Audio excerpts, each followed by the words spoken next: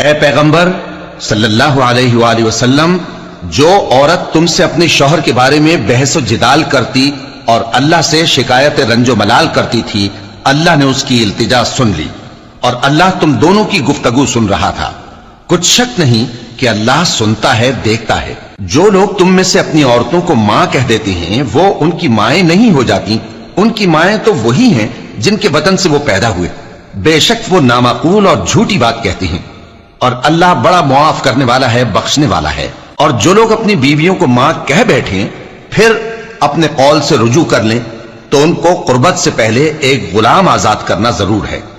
مومنو، اس حکم سے تم کو نصیحت کی جاتی ہے اور جو کچھ تم کرتے ہو اللہ اس سے خبردار ہے۔ اب جس کو غلام نہ ملے وہ قربت سے پہلے لگاتار 2 مہینے کے روزے رکھے، پھر جس کو اس کا بھی مقدور نہ ہو اسے 60 محتاجوں کو کھانا کھلانا چاہیے۔ یہ حکم اس لیے ہے کہ تم اللہ اور اس کے رسول کے فرما بردار ہو جاؤ، اور یہ اللہ کی حدیں ہیں، اور نہ ماننے والوں کے لیے درد دینے والا عذاب ہے۔